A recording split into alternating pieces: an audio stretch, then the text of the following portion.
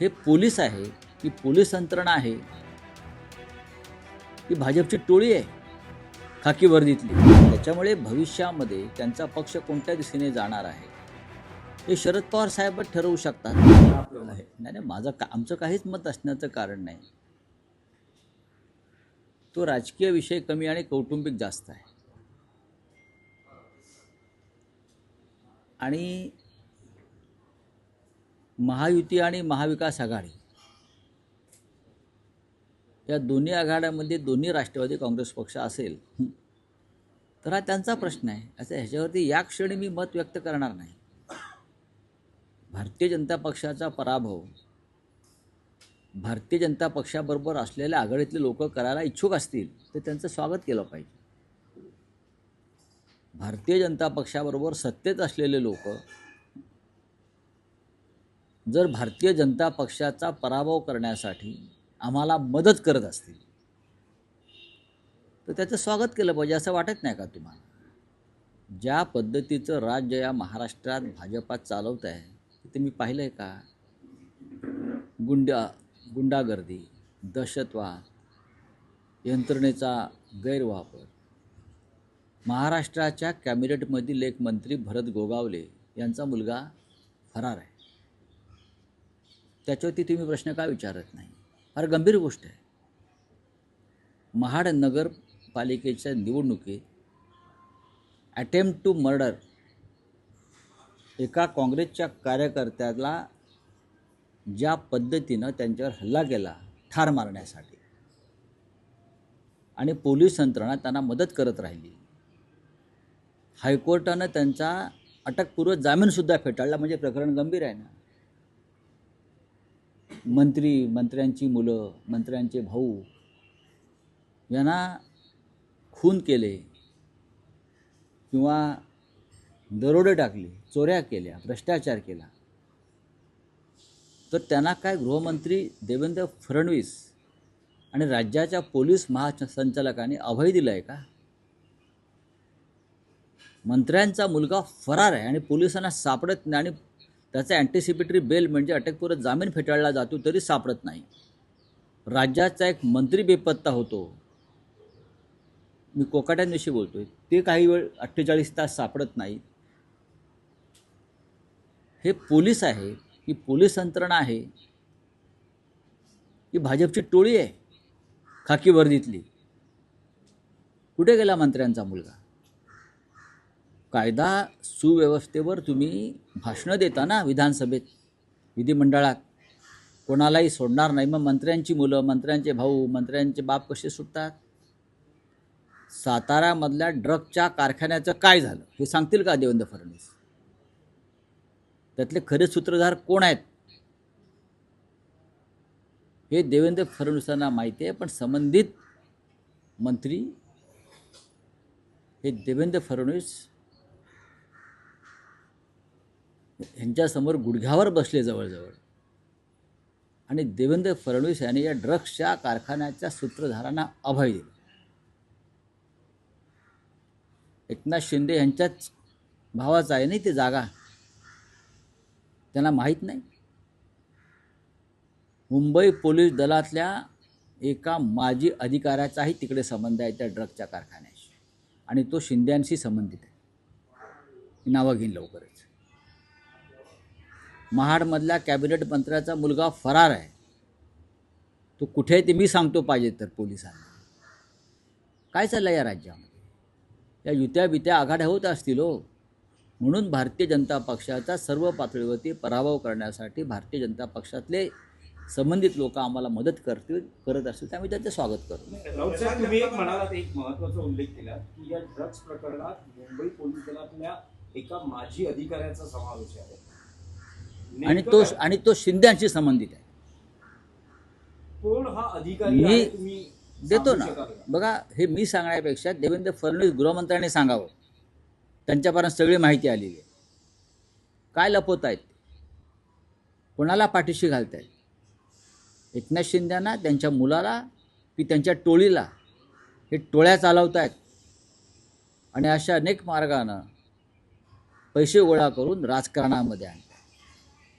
महाराष्ट्राचं राजकारण देवेंद्र फडणवीस यांच्या नेतृत्वाखाली राजकारण झालेलं आहे. नशेच्या व्यापारातून आलेला पैसासुद्धा राजकारणात वापरला जातोय. प्रकरण थंड कसं पडलं? इतकं गंभीर प्रकरण छत्रपतींच्या भूमीमध्ये साताऱ्यात एक खतरनाक ड्रगचा कारखाना सापडतो. मुंबईचे पोलीस जाऊन त्याच्यावरती रेड टाकतात. साताऱ्याचे नाही, सातारच्या पोलीस अधीक्षकाने वाचवायचा प्रयत्न केला. मुंबईचे पोलीस जाऊन तिथे रेड करतात. मग त्या पोलिसांच्या तपासात अडथळे आणले जातात गृह खात्याकडून, उपमुख्यमंत्र्यांच्या यंत्रणेकडून, आणि हे प्रकरण हाताबाहेर जाते म्हटल्यावरती संबंधित मंत्री हे गृहमंत्र्यांच्या किंवा मुख्यमंत्र्यांच्या पायाशी जातात वाचवण्यासाठी, आणि प्रकरण थंड केलं जातं. राऊतसाहेब, हा जो माजी पोलीस अधिकारी आहे हा मुंबई पोलीस दलातला आहे? नक्कीच बाहेरचा आहे? मुंबई पोलीस दलातला. सगळे तपशील तुम्ही कधी हा मिळवले? शिंद्यांचा फार जवळचा आहे. हा शिंद्यांचा अत्यंत जवळचा, शिंद्यांचा शार्प शूटर आहे तो. त्याचा संबंध आहे तिथे. हा नशेचा पैसा राजकारणात आणला जातो. लक्षात घ्या, महाराष्ट्राच्या तरुणांना नशेबाज केलं जात आहे आणि त्यातून राजकारणात हा पैसा ओतून हे हिंदुत्ववादी आम्हाला हिंदुत्व शिकवतात ढोंगी. चला राऊतसाहेब, एक आणि तुम्ही म्हणालात की त्यांचे म्हणजे जे कॉम्बिनेशन आहे एकाच वेळेस महायुती आणि महाविकास आघाडीतील, असं कसं होऊ शकतं? असं कसं होऊ शकतं? जनतेला पडलेला प्रश्न असेल. नंबर 1. नंबर 2, राऊतसाहेब, अजित पवारांकडून असा दबाव टाकला जातोय किंवा एक आग्रही मागणी केली येते की या युतीमध्ये सगळ्यांनी घड्याळ या चिन्हावरच लढावं. शरद पवार किंवा त्यांचा पक्ष हे मान्य करेल का? आता हे मी कसं काय सांगू? बघा, शरद पवारांचा एक स्वतंत्र पक्ष आहे. शरद पवार यांची एक भूमिका असते, विचारसरणी आहे, ती जातीय व धर्मांध शक्तींच्या विरुद्ध लढण्यासाठी. शरद पवार हे पुरोगामी विचारांचे आहेत. शरद पवार यांनी त्यांच्या जीवनभर भाजपसारख्या प्रवृत्तींशी लढण्यामध्ये त्यांचं आयुष्य घालवलेलं आहे आणि आम्हीसुद्धा त्यांच्याबरोबर त्या लढ्यामध्ये अनेकदा उतरलेलो आहोत. त्याच्यामुळे भविष्यामध्ये त्यांचा पक्ष कोणत्या दिशेने जाणार आहे हे शरद पवार साहेबच ठरवू शकतात. आणि विलिनीकरणाचे संकेत आहेत का? मला असं वाटत नाही की विलिनीकरण होईल. मी जे काय पवार साहेबांना ओळखतो आणि त्यांच्या विचारसरणीला मी जे काय ओळखतो, ही विलिनीकरणाची प्रक्रिया होईल असं मला वाटत नाही. मी एकदा पवार साहेबांना प्रश्न विचारला होता सहज एका बैठकीत, तेव्हा त्यांनी हे अशक्य आहे सांगितलं. अजित पवारांच्या राष्ट्रवादीला महायुतीमध्ये मुंबईत घेतलं जात नाही. जर अजित पवारांचा पक्ष जर तुमच्यासोबत युती करत मुंबईत नाही, शक्य आहे नाही, तुम्ही स्वागत करू असं म्हणताय? नाही, आम्ही नाही. त्यांनी 2 पवार एकत्र येऊन जर भाजपचा पराभव करणार असतील तर म्हणतोय मी. पण ते असंही म्हणतात, जर पुण्यामध्ये तुम्ही जर त्यांच्या सोबत केलात, म्हणजे ठाकरे बंधू जर सोबत आले, ती ताकद अजून वाढेल. असं कोण म्हणतंय? राष्ट्रवादीचे कोणती राष्ट्रवादी? दोन्ही राष्ट्रवादी. नाही, आमची आता पुण्यामध्ये महाराष्ट्र नवनिर्माण सेना आणि शिवसेना या दोघांमधलं जागा वाटपाची चर्चा संपलेली आहे आणि आम्ही दोघेही कामाला लागलेलो आहोत. जे आमच्याबरोबर येतील त्यांना सोबत घेऊ, नाही तर आम्ही त्यांच्याशिवाय अजित लढू. पवार असतील. नाही, अजित पवार त्यात नाही. त्याचबरोबर प्रशांत जगताप यांना उद्धव ठाकरे यांनी शिवसेनेत येण्यासाठी ऑफर दिली अशी माहिती सगळ्यांना. नाही, माझ्याकडे माहिती नाही. फोन केला उद्धव साहेबांनी त्यांना नक्कीच फोन केला असेल, कारण असे कार्यकर्ते लढणारे जर आमच्याकडे आले तर आम्ही नक्कीच पुढे जाऊ. सर, भाजपा पुण्यात शिवसेनेला फक्त 12 जागांची ऑफर देते. मुंबईत देखील काही आणलेलं असतात. 12 खूपच दिल्यात जागा. 12 जागा म्हणजे खूप दिल्या. किती पाहिजेत अजून त्यांना? त्यांच्याकडे काय मतं कुठे आहेत? ते भाजपचीच मतं त्यांना मिळतात ना. आता मुंबईमधलं काय ते मला माहीत नाही. बघा, पैशाची सूज आहे त्यांच्या पक्षाला, बाकी काही नाही. तेजस्वी घोसाळकर भाजपमध्ये गेल्यानंतर आता त्यांनी अभिषेक घोसाळकर यांचा फोटो लावायला सुरुवात केली आहे, ज्यावर शिवसैनिकांनी बघा, असं आहे की ज्यांनी शिवसेनेचा पक्ष सोडला त्यांनी आपल्या निष्ठावान शिवसैनिक पतीचा फोटो लावून मतं मागू नयेत. त्यांनी मोदींचा लावावा, अमित शहांचा लावावा, देवेंद्र फडणवीसांचा लावावा.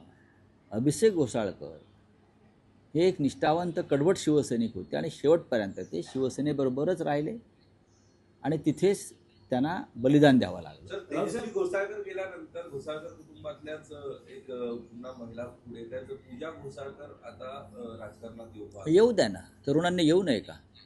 नवीन लोकांनी राजकारणात यायला पाहिजे. चला, थँक्यू. राऊतसाहेब, एक आहे की ठाकरे बंधूंची युती जाहीर झाली पण अजूनही अशी माहिती मिळते की काही जागांवर अजूनही अजिबात नाही. पेच आहे, अजूनही घासाघीस सुरू आहे. अजिबात पेच नाही. पेच हा शब्द चुकीचा आहे. शेवटपर्यंत चर्चा होत असतात, दोन्ही बाजूनी काही बदल फेरबदल होत असतात. प्रत्येक जागा आम्हाला जिंकायची आहे आणि असा कोणत्याही प्रकारचा पेच ना महाराष्ट्र नवनिर्माण सेनेकडून टाकला ना शिवसेनेकडून पडलेला आहे. दोन्ही बाजूचे कार्यकर्ते हे हट्ट करतात, त्यांना समजवावं लागतं. त्याचा दबाव नेत्यांवरती असतो, मग ते राजसाहेब ठाकरे असतील किंवा उद्धवजी ठाकरे असतील. कार्यकर्त्यांची समजूत ही प्रत्येक ठिकाणी काढावी लागते, युती असो अगर नसो. एकेका वॉर्डात एका पक्षाचे जेव्हा 10 इच्छुक असतात, एकाला उमेदवारी मिळते, तेव्हा 9 तो पेचच असतो ना, तोही पेच असतो. 26 तारीख आहे, 30 तारखेला अर्ज भरण्याची शेवटचा दिवस आहे. एबी फॉर्मचं वाटप सुरू झालंय. सुरू झालं आहे.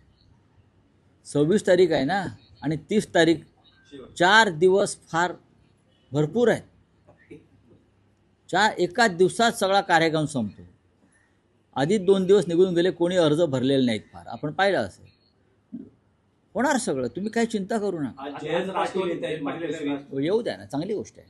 अजूनही एनसीपीशी चर्चा चालू आहे. हो, होणार. शेवटच्या क्षणापर्यंत आज सुरू राहील. NCP बरोबर आमची आघाडी होईल. होईल. सर, लातूरात आपण जर बघितलं तर एक अत्यंत दुर्दैवी घटना घडलेली आहे. एका पोलीस निरीक्षक आपल्या आईला त्रास देतो म्हणून एका 20 वर्षीय तरुणाने आत्महत्या केली आहे. आत्महत्येचा व्हिडिओ देखील आहे. हो, पण आता असं आहे की मगाशी मी जे पोलिसांविषयी जे बोललो तेच लातूरला लागू पडतं. पोलीस हे एकतर गुंडांसारखे वागतायत, दरोडेखोरासारखे वागतायत, आणि गृह खात्याचं त्या पोलीस खात्यावरती कोणतंही नियंत्रण नाही, अजिबात नाही. विकास गोगावले मंत्रीपुत्र फरार आहे. एक पोलीस अधिकारी एका कुटुंबाचा छळ करतो, त्यातून आत्महत्या होत आहे. बीडची प्रकरणं समोर आहेत. कारण पोलिसांना राजकीय कार्यासाठी वापरून घ्यायचं, त्यासाठी अशा गुंड प्रवृत्त्याच्या पोलिसांना देवेंद्र फडणवीस यांचं गृह खातं बळ देत्या. बोले आप हिंदी में. मुझे मालूम नहीं. देवेंद्र फडणवीस जी टिप्पणी कर रहे हैं मामूद की पार्टी है। मामूद रशीद जो है शिवसेना के रूप में आने के बाद जो है देवेंद्र फडणवीस टिप्पणी नहीं, मेरे बारे में कोई जानकारी नहीं. वारिस पठान कह रहे हैं कि मुंबई का महापौर मुस्लिम क्यों नहीं होना चाहिए? पठान या खान भी हो सकता है। हमने राष्ट्रपति किया था मुस्लिम, ये भूल गए ये लोग. हमने मुस्लिम राष्ट्रपति किया है, और भारतीय जनता पार्टी के सरकार में तो मुस्लिम राज्यपाल भी हो रहे हैं. ऐसा नहीं है ना. हमने मुस्लिम राष्ट्रपति कितने देश में, कितने मुस्लिम राष्ट्रपति भाजपा ने भी किए हैं. डॉक्टर अब्दुल कलाम, जाकिर हुसैन, फखरुद्दीन अली अहमद, कितने मुस्लिम राष्ट्रपति किए.